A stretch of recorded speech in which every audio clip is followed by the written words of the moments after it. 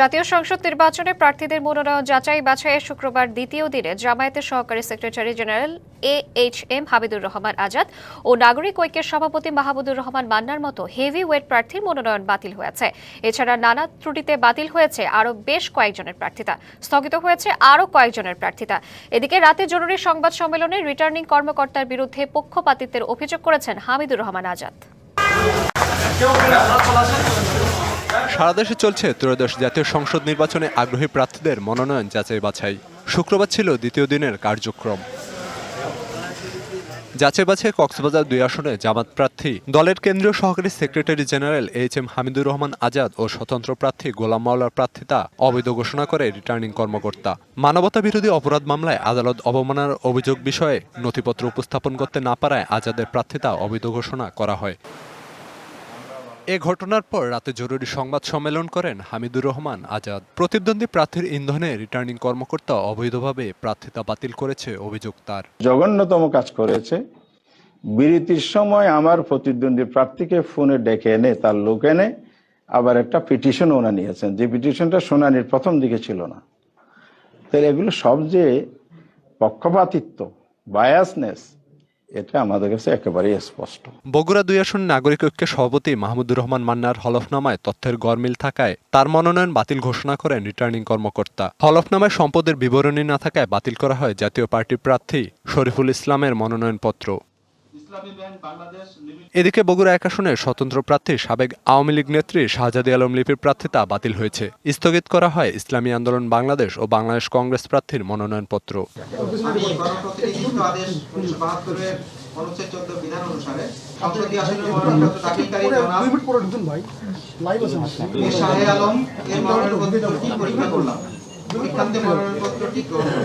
মুন্সিগঞ্জ 3 আসনে বিএনপি প্রার্থী সহ 4 জনের মনোনয়নপত্র অবৈধ ঘোষণা করেন রিটার্নিং কর্মকর্তা। এদিকে রংপুর 3 আসনে জিএম কাদেরের মনোনয়ন বৈধ হলেও বাতিল করা হয়েছে স্বতন্ত্র প্রার্থী রিটা রহমান, খেলাফতে মজলিসের তহিদুর রহমান মণ্ডল সহ 3 জনের মনোনয়নপত্র। দ্বৈত নাগরিকত্ব থাকায় কুড়িগ্রাম 3 আসনে জামায়াত প্রার্থী মাহবুবুল আলম সালেহের মনোনয়ন স্থগিত করা হয়েছে। এছাড়া স্বতন্ত্র প্রার্থী আব্দুল খালেকের মনোনয়নও বাতিল করা হয়। Khalid Hasan, DBC news desk. Bogura 2 আসনে নাগরিক ঐক্যের সভাপতি মাহমুদুর রহমান মান্নার মনোনয়ন বাতিল করা হয়েছে। এ নিয়ে আরো জানতে চলে যাচ্ছি আমাদের সহকর্মী মোহন আখন্দের কাছে। মোহন, কি কি কারণে মাহমুদুর রহমান মান্নার মনোনয়ন বাতিল করা হয়েছে? শ্রাবন্তী, আপনি শুরুতে যে বলছিলেন নাগরিক ঐক্যের সভাপতি মাহমুদুর মান্নার মনোনয়ন বাতিল হয়েছে। কালকে যখন যাচাই বাছাই চলছিল তখন তার বিরুদ্ধে 2টি অভিযোগ আনা হয়েছিল। একটা হলো ঋণ খেলাপি আর একটা হলো হলফনামা অসঙ্গতি। তো ঋণ খেলাপির বিষয়টা রিটার্নিং কর্মকর্তা উনি আমলে নেন নাই, যেহেতু উচ্চ আদালতের নির্দেশ ছিল এবং তার নির্দেশের প্রেক্ষিতে বাংলাদেশ ব্যাংক তাকে ঋণ খেলাপের তালিকা থেকে বাদ দিয়েছে নাম, সেহেতু রিটার্নিং কর্মকর্তা ওই অভিযোগটি আমলে নেন নাই। পরবর্তীতে হলফনামায় যে অসঙ্গতি 2টা ছিল তার বিরুদ্ধে অভিযোগ উত্থাপন করা হয়েছিল। একটি ছিল যে উনি ওনার বিরুদ্ধে ইতিপূর্বে যে মামলা ছিল সেই মামলার তথ্য উনি দেন নাই, প্রযোজ্য নয় লিখেছেন। আর একটা হলো যে উনি যে হলফনামার যে স্বাক্ষর করেছেন সেখানে যে আইনজীবী স্বাক্ষর করেছেন একদিন আগে এবং উনি করেছেন একদিন পরে। তো এই যে নোটারি পাবলিক, যেটা নিয়ম হচ্ছে নোটারি পাবলিকের সামনে গিয়ে নাম স্বাক্ষর করতে হয়, একই দিনে করতে হয়, সেটা নোটারি পাবলিকের সামনে গিয়ে। কিন্তু তার বিরুদ্ধে অভিযোগ তিনি আইনজীবী আগে স্বাক্ষর করেছেন এবং তিনি পরের দিন স্বাক্ষর করেছেন। তো এই 2টি অভিযোগে মানে হলফনামা অসঙ্গতির অভিযোগে তার প্রার্থিতা কিন্তু বাতিল করা হয়। এবং কালকে রিটার্নিং কর্মকর্তা বগুড়ার জেলা প্রশাসক তৌফিকুর রহমান কিন্তু বলেছেন যে ইচ্ছা করলে আমার বিরুদ্ধে আমার আদেশের বিরুদ্ধে কিন্তু আপনারা আপিল করতে পারবেন। তো কালকে যেহেতু উনি একটা কেন্দ্রীয় নেতা এবং একটা পার্টির সভাপতি, সেজন্য মানুষের কিন্তু একটা আগ্রহ ছিল যে ওনার মনোনয়ন কি হয়। পার্টির সভাপতি, সেজন্য মানুষের কিন্তু একটা আগ্রহ ছিল যে ওনার মনোনয়ন কি হয়। তা আমি সাধারণ মানুষের সাথে কথা বলে জেনেছি তারা কিন্তু মিশ্র প্রতিক্রিয়া জানিয়েছেন। কেউ বলছে আবার এই সামান্য অসঙ্গতি কেন উনি এটা রাখলেন, আবার কেউ বলছেন যে এটা খুব হালকা বিষয়, এটা হয়তো বা আগামীতে আপিলে হয়তো এটা নাও টিকতে পারে। মোহন, আপনাকে ধন্যবাদ। কক্সবাজার 2 আসনে জামায়াত প্রার্থী দলের কেন্দ্রীয় সহকারী secretary general AHM Hamidur Rahman আজাদের মনোনয়ন বাতিল করা হয়েছে। এই বিষয়ে আরো জানাতে কক্সবাজার থেকে আমাদের সাথে যুক্ত হচ্ছেন সহকর্মী শঙ্কর বড়ুয়া রুমি। শঙ্কর, AHM হাবিদুর রহমান আজাদের মনোনয়ন কেন বাতিল করা হয়েছে এই বিষয়ে তিনি পরবর্তীতে আপিল করবেন কি? শ্রাবন্তী, প্রথমে বলে রাখি, কক্সবাজারে গতকাল দিন নির্ধারিত ছিল। কক্সবাজার এক আসনে 2 জনের প্রার্থিতা বাতিল করা হয়েছে। ইসলামী শাসনতন্ত্র আন্দোলন এবং 2 জনের প্রার্থিতা বাতিল করা হয়েছে ইসলামী শাসনতন্ত্র আন্দোলন এবং একজন স্বতন্ত্র প্রার্থী। মহেশখালীতেও কিন্তু ইসলামী শাসনতন্ত্র আন্দোলনের জিয়াউল হকের মনোনয়ন বাতিল করা হয়েছে। তবে কক্সবাজার জেলার যে হেভিওয়েট প্রার্থী সেক্রেটারি জেনারেল জেলা রিটার্নিং অফিসার যেটি আমাদের মনোনয়নও বাতিল করা হয়েছে। মূলত জেলা রিটার্নিং অফিসার যেটি আমাদের জানিয়েছেন 2013 সালে যুদ্ধ অপরাধে আদালতের অবমাননা মামলায় তার 3 মাসের সাজা হয়েছিল এবং সেই মামলার প্রেক্ষিতেই কিন্তু যথাযথ কাগজ রিটার্নিং কর্মকর্তার সাথে হলফনামায় উপস্থাপন করতে না পারায় মূলত ওনার মনোনয়ন পত্র বাতিল করা হয় এমনটি আমাদের জানিয়েছেন। আমরা তাৎক্ষণিকভাবে ওনার নির্বাচন সমন্বয়কারী এবং ওনার প্রস্তাবকারী এবং সমর্থনকারী যারা ছিলেন তারাও কিন্তু রিটার্নিং কর্মকর্তার এই অভিযোগের কিন্তু প্রতিবাদ জানিয়েছেন এবং কিন্তু রিটার্নিং কর্মকর্তা পরবর্তীতে সেটা আপিল আকারে উপস্থাপন করার জন্য তাদেরকে পরামর্শ দেন। তবে রাত 11টার দিকে জেলা জামায়াতের কার্যালয়ে একটি জরুরি সংবাদ সম্মেলন করেন AHM হামিদুর রহমান আজাদ। তিনি বলেন এটা পরিকল্পিতভাবে অবৈধ পন্থায় প্রশাসনে গাপ্তি মেরে থাকা পেশিবাদের সময়ের দোসর কর্মকর্তা এবং প্রতিপক্ষ ও প্রার্থীর ইন্ধনেই ওনার মনোনয়ন বাতিল করা হয়েছে এমনটি দাবি করেছেন এবং এই ব্যাপারে তিনি নির্বাচন কমিশন জেলা রিটার্নিং কর্মকর্তার আপিলের পাশাপাশি নির্বাচন কমিশনে অভিযোগ দেবেন, প্রয়োজনে উচ্চ আদালতে দ্বারস্থ হবেন এমনটি কথা জানিয়েছেন। তবে এই নিয়ে জেলায় ব্যাপক আলোচনার সমালোচনার জ্বর উঠেছে আমরা এমনটি জেনেছি। শ্রাবন্তী, আমার কাছে ধন্যবাদ আপনাকে। পৌষের মাঝামাঝি সময়ে শীত জেঁকে বসেছে সারা দেশে। 7 জেলায় বইছে শৈত্যপ্রবাহ। আজ দেশের সর্বনিম্ন তাপমাত্রা রেকর্ড করা হয়েছে সিরাজগঞ্জে 9 ডিগ্রি সেলসিয়াস। কুয়াশার চাদরে ঢাকা থাকছে চারপাশ। চুয়াডাঙ্গায় কনকনে শীতে জনজীবন বিপর্যস্ত হয়ে পড়েছে। তাপমাত্রার পারদ নেমেছে 10 ডিগ্রি সেলসিয়াসে। একই চিত্র কুড়িগ্রামে। সকালে তাপমাত্রা রেকর্ড করা হয়েছে 10 ডিগ্রি সেলসিয়াস।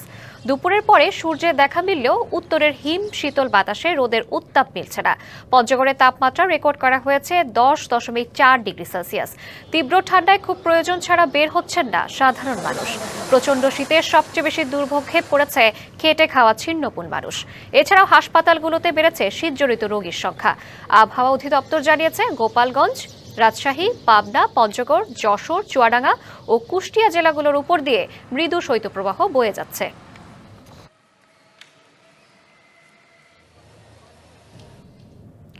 রাজধানীতেও জেঁকে বসেছে শীত। কুয়াশার চাদরে ঢাকা পড়েছে রাজপথ। এদিকে আরো জানাতে করাইল গুদারা ঘাট থেকে যুক্ত হচ্ছেন সহকর্মী রিফাত তাসনোভা। তাসনোভা, শীতে জনজীবনে কেমন প্রভাব পড়েছে, কেমন দেখছেন পরিস্থিতি জানাবেন। শ্রাবন্তী, আপনি জানেন যে এই যে শীত পড়েছে কিংবা আমরা যদি বলি যে তাপমাত্রা অনেকটাই নেমে গেছে, সেটা কিন্তু আজকে বেশ কয়েকদিন ধরে, অর্থাৎ প্রায় 7 থেকে 10 বা 10-12 দিন ধরে কিন্তু এরকম একটি পরিস্থিতি আমরা দেখতে পাচ্ছি। আর এরকম পরিস্থিতিতে আসলে সবচেয়ে বেশি কষ্টে থাকেন ছিন্নমূল মানুষেরা, যারা তাদের পেটের তাগিদে কিংবা তারা তাদের আয়ের উদ্দেশ্যে তাদেরকে বের হতে হয়, তাদেরকে বাড়ি থেকে বের হতে হয়, কিন্তু দুর্ভাগ্যবশত দেখা যায় তারা বসে থাকেন। বিশেষ করে এখানে যারা রিক্সা চালক রয়েছেন তারা বসে থাকেন, কিন্তু তারা কোনো ভাড়া পান না। কারণ এই শীতের সময় এই যানটাকে কিন্তু অনেকেই দেখা যায় একটু চেষ্টা করে না ব্যবহার করতে, যেহেতু ঠান্ডার প্রকোপটা একটু বেশি। তো তাদের অবস্থা কিন্তু এখানে আসলে সবচেয়ে খারাপ, বা সবচেয়ে ছিন্নমূল মানুষের অবস্থাই কিন্তু আসলে নাজেহাল সবচেয়ে বেশি। আমি এখানে একজনকে পেয়েছি যিনি আসলে সকাল থেকে বসে আছেন, কিন্তু তিনি রিক্সায় ভাড়া পাচ্ছেন, অনেকক্ষণ ধরেই কিন্তু তিনি বসে আছেন। একটু কথা বলবো আপনার সাথে। এখানে বসে আছেন, ওয়ালাইকুম আসসালাম, অনেকক্ষণ ধরে বসে আছেন।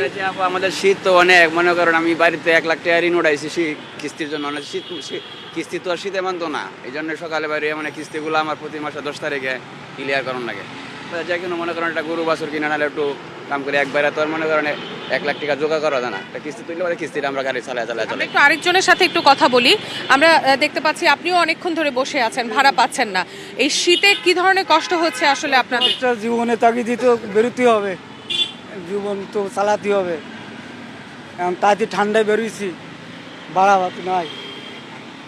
আসলে আপনারা দেখছিলেন যে এখানে ছিন্নমূল মানুষের কষ্টটাই কিন্তু সবচেয়ে বেশি। এবং একটি কথা একটু বলে রাখি যে শীতে যে জিনিসটা সবচেয়ে বেশি হয়, সবচেয়ে বেশি কষ্টে থাকেন বৃদ্ধ এবং শিশুরা। কারণ তাদের ক্ষেত্রে বেশিরভাগ সময় দেখা যায় যে নানান রকম শীতজনিত যে রোগগুলো রয়েছে সেই রোগের প্রকোপ কিন্তু তাদেরকে তারা বেশি ভোগ করে এই জিনিসগুলো। তো হাসপাতালগুলোতেও আমরা খোঁজ নিয়েছি, সেখানে কিন্তু এই ধরনের রোগীর সংখ্যা, ঠান্ডাজনিত রোগীর সংখ্যা এখন কিছুটা বেড়েছে।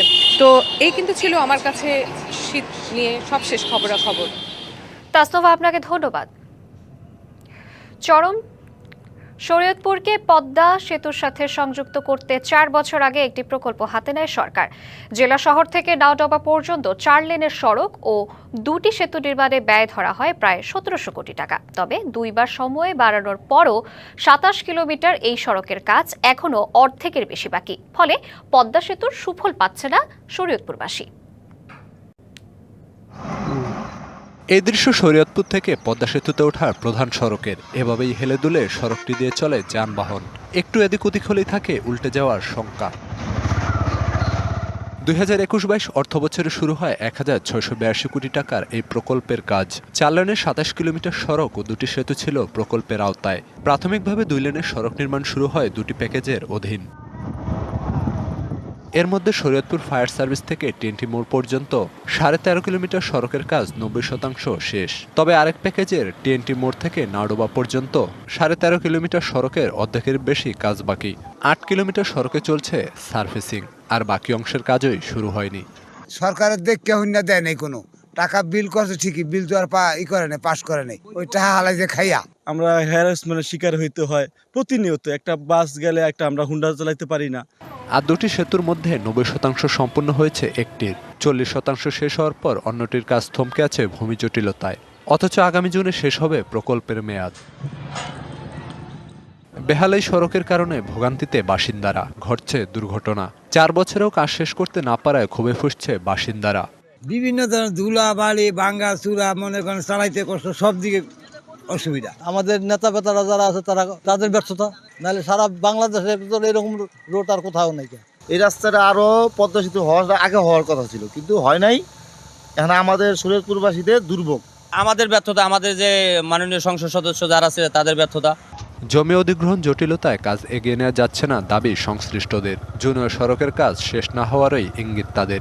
যে কাজ আছে সেগুলো যে ভূমি বুঝে পাওয়া যাবে সেগুলো এই 2026 জুনের মধ্যেই মোটামুটি শেষ হয়ে যাবে। তবে আমাদের এই প্রকল্পের মেয়াদ 1 বছর বাড়াতে হবে, এই জন্য আমরা আবেদন করছি। জেলার প্রধান সড়কের এমন দশায় ক্ষতিগ্রস্ত স্থানীয় অর্থনীতি। দ্রুততার সাথে সড়কের কাজ শেষ করার দাবি সরকারের কাছে। DBC news desk. জমি অধিগ্রহণের টাকা পরিশোধ নিয়ে জটিলতায় থমকে আছে নওগাঁ বদলগাছি আঞ্চলিক সড়ক প্রশস্তের কাজ। এদিকে 2 বছরের ক্ষতিপূরণের টাকা বুঝে পাননি ক্ষতিগ্রস্তরা। সড়ক বিভাগ বলছে ক্ষতিপূরণের 62 কোটি টাকা জেলা প্রশাসনের কাছে অনেক আগেই হস্তান্তর করা হয়েছে। আর জেলা প্রশাসন বলছে যাচাই বাছাই শেষে দ্রুতই চেক হস্তান্তর করা হবে। নওগাঁ বাদলগাছি আঞ্চলিক সড়ক। 2 বছর আগে শুরু হয় এই সড়ক প্রশস্তের কাজ। 110 কোটি টাকা ব্যয়ে 20 কিলোমিটার সড়কের জমি অধিগ্রহণ শেষে বেশিরভাগ অংশের কাজ শেষ হয়েছে। তবে বাদলগাছি উপজেলা সদরে সড়ক প্রশস্তে এখনও শেষ হয়নি অধিগ্রহণ, আর এতে থমকে আছে সড়কের কাজ। এছাড়া ঠ্যাংভাঙা মোড় থেকে কীর্তপুর বাজার পর্যন্ত 5 কিলোমিটার সড়কের কিছু জায়গায় জমি অধিগ্রহণের টাকা ক্ষতিগ্রস্তরা বুঝে না পাওয়ায় তৈরি হয়েছে জটিলতা। কাজ চলতেছে আমার জানা মতে 2023 সাল থেকে। 2023 গেল, 24 গেল, 25ও প্রায় শেষ হয়ে যাচ্ছে, এখনো রাস্তার কাজ সম্পূর্ণ হচ্ছে না। আমরা এখন আমাদের জায়গা এবং স্থাপনার টাকা পয়সা পাইনি, যার কারণে এরা কাজ করতে পারছে না। সরকার বিল্ডিং নিবে, সাথে আমাদের জমি আছে, জমি নিবে, সমস্যা নেই। কিন্তু আমাদের যে পাওনা আছে, এই পাওনাটা দেওয়ার পরেই আমরা বিল্ডিংটা ভাঙতে দেবো, এরপরে রাস্তা করতে দেবো। এদিকে সড়ক বিভাগ বলছে ক্ষতিপূরণের ৬২ কোটি টাকা জেলা প্রশাসকের কাছে ৫ মাস আগেই হস্তান্তর করা হয়েছে। অধিগ্রহণের ক্ষতি পরিমাণ সেই টাকা আমরা ৬২ কোটি টাকা আমরা ইতিমধ্যে হস্তান্তর করেছি। আর বাকি অন্য একটি প্যাকেজের কাজ প্রাক্কলনের প্রস্তুতের কাজ এখন চলমান রয়েছে। আর যাচাই বাছাই শেষে চেক হস্তান্তর করে দ্রুতই এর সমস্যার সমাধানের আশ্বাস জেলা প্রশাসনের। আমরা অন দ্য স্পটে যাব, যার জমি যেখানে অধিগ্রহণ হয়েছে সেখানে দাঁড়িয়ে আমরা স্থানীয় জনসাধারণের উপস্থিতিতে বিতরণ করব। বিশেষ করে মিস পেমেন্ট যাতে না হয়, যার টাকা সেই পেলো কিনা, টাকা দেওয়ার সময় কোনো হয়রানি হলো কিনা, আমরা সব বিষয়গুলো জাস্টিফাই করে তারপরে বিতরণ করার সিদ্ধান্ত নিয়েছি। দ্রুত ক্ষতিগ্রস্তদের টাকা বুঝিয়ে দেওয়া সহ সড়ক প্রশস্তের কাজ শেষ করার দাবি এলাকাবাসীর। DVC news desk. চরম শিক্ষক সংকটে হবিগঞ্জের প্রাথমিক বিদ্যালয়গুলো, ২৩৭টি বিদ্যালয়ে নেই প্রধান শিক্ষক। পাঠদান সহ অন্যান্য কার্যক্রমে তৈরি হয়েছে ভঙ্গুর পরিস্থিতি। এই অবস্থার শিক্ষার মান নিয়ে শঙ্কার কথা জানিয়েছেন অভিভাবকরা। দাবি জানিয়েছেন দ্রুত সংকট সমাধানের। হবিগঞ্জের নবীগঞ্জ উপজেলার বনগাঁও সরকারি প্রাথমিক বিদ্যালয়। এখানে শিক্ষার্থী ৩৩৮ জন। শিক্ষক সংকটে ব্যাহত হচ্ছে পাঠদান। প্রাথমিক বিদ্যালয়টিতে ৭টি পদ থাকলেও 4টি শূন্য। মাত্র 3 জন শিক্ষক পরিচালনা করছেন পুরো পাঠদান কার্যক্রম। নেই প্রধান শিক্ষকও।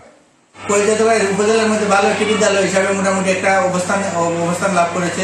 এই শিক্ষক স্বল্পতা যদি অতি দ্রুত দূর করা না হয় তাহলে আসলে বিদ্যালয়ের স্বাভাবিক পাঠদান করা একদম অসম্ভব হয়ে পড়ছে। জেলায় মোট প্রাথমিক বিদ্যালয় ১,৪৪৩টি। এসব বিদ্যালয়ে অনুমোদিত শিক্ষকের সংখ্যা ৭,০৭৭টি। এর মধ্যে সহকারী শিক্ষকের পদ শূন্য ৪৩১টি। পাশাপাশি ২৩৭টি বিদ্যালয়ে নেই প্রধান শিক্ষক। অভিভাবকদের অভিযোগ, প্রয়োজনীয় শিক্ষক না থাকায় ঠিকমতো ক্লাস হচ্ছে না, কমে যাচ্ছে শিক্ষার্থীদের শেখার আগ্রহ। আমাদের এলাকার প্রতিটা স্কুলে শিক্ষক সংকট প্রকট। শিক্ষক নিয়োগ অত্যন্ত জরুরি।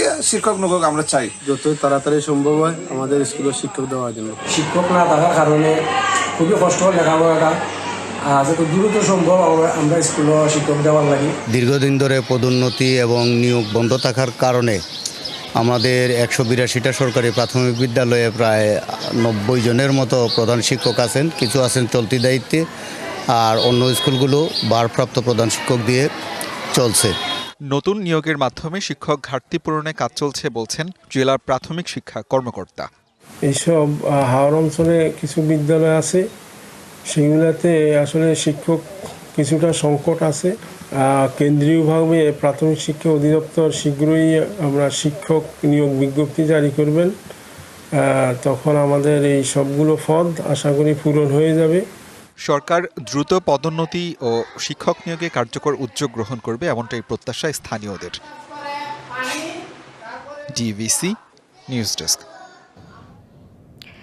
চরম শিক্ষক সংকটে হবিগঞ্জের প্রাথমিক বিদ্যালয়গুলো, ২৩৭টি বিদ্যালয়ে নেই প্রধান শিক্ষক। পাঠদান সহ অন্যান্য কার্যক্রমে তৈরি হয়েছে ভঙ্গুর পরিস্থিতি। এই অবস্থার শিক্ষার মান নিয়ে শঙ্কার কথা জানিয়েছেন অভিভাবকরা। দাবি জানিয়েছেন দ্রুত সংকট সমাধানের।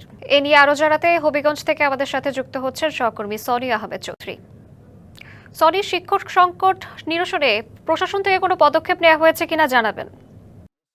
আপনাকে জানিয়ে রাখি যে হবিগঞ্জের যে প্রাথমিক বিদ্যালয়গুলো রয়েছে সেখানে কিন্তু চরম শিক্ষক সংকট দেখা দিয়েছে। বিশেষ করে সহকারী শিক্ষক এবং প্রধান শিক্ষকের একটি বড় ঘাটতি দেখা দিয়েছে। তো আমরা জেলা প্রাথমিক শিক্ষা কর্মকর্তার সঙ্গে কথা বলেছিলাম। তিনি যেমনটি জানিয়েছেন যে প্রধান শিক্ষকের যে সংকটটি রয়েছে, প্রধান শিক্ষকের সংকটটি মূলত পদোন্নতির মাধ্যমে এবং নিয়োগ কার্যক্রমের মাধ্যমে সেটি পূরণ করা হবে। এছাড়া যে সহকারী শিক্ষক পদে যেই ঘাটতি রয়েছে এবং যেই পদ শূন্য রয়েছে সেই পদগুলো তারা নিয়োগ প্রক্রিয়ার মাধ্যমে যথাসম্ভব পূরণের চেষ্টা করবেন। আমরা যেই স্কুলে শিক্ষক সংকট রয়েছে স্থানীয় অভিভাবকদের সঙ্গে কথা বলেছিলাম। তারা যেমনটি বলছেন যে সঠিকভাবে পড়ালেখা না হওয়ায় অনেক শিক্ষার্থীরা কিন্তু ঝরে পড়ছেন।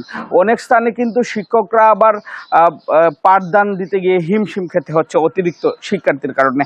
আমাদের সঙ্গে আছেন কানাইপুর সরকারি প্রাথমিক বিদ্যালয়ের প্রধান শিক্ষক আমরা ওনার সঙ্গে কথা বলার চেষ্টা করব যে বিভিন্ন স্কুলে শিক্ষক সংকট রয়েছে। আপনি শিক্ষক সংকটের কারণে আপনাদের কি ধরনের অসুবিধায় পড়তে হচ্ছে পাঠদান দিতে গিয়ে? এবং শিক্ষক স্বল্পতার কারণে আমাদের নানামুখী বহুমুখী সমস্যা তৈরি হচ্ছে। শিক্ষাক্ষেত্রে একটা গভীর সংকট তৈরি হয়। যেমন শিক্ষক স্বল্পতার কারণে একজন শিক্ষক একই সাথে একাধিক ক্লাস করতে হয়। একাধিক ক্লাস করতে গিয়ে কিন্তু শিক্ষার্থীদেরকে মনোযোগ আকৃষ্ট করা যায় না, শিক্ষার্থীদের প্রতি নজর দেওয়া যায়। শিক্ষক শিক্ষার্থী অনুপাতটা অতিরিক্ত হওয়ার কারণে শিক্ষার্থী কেন্দ্রিক যে শিক্ষাটা সেটা দেওয়া সম্ভব হয় না। ধন্যবাদ। আসলে অভিভাবক এবং স্থানীয়দের প্রত্যাশা সকল সমস্যা দূর করে পুনরায় প্রধান শিক্ষক এবং সহকারী শিক্ষক নিয়োগের মাধ্যমে শিক্ষক সংকট দূর হবে, এমনটাই প্রত্যাশা স্থানীয়দের এবং অভিভাবকদের। সনি, আপনাকে ধন্যবাদ। ডিবিসি সংবাদে এই ছিল এখনকার মতো। ডিবিসি নিউজের সংবাদগুলো পড়তে ভিজিট করুন dbcnews.tv আর ভিজিট করুন ডিবিসি নিউজের ফেসবুক পেজ এবং ইউটিউব চ্যানেল। ডিবিসির সঙ্গেই থাকুন।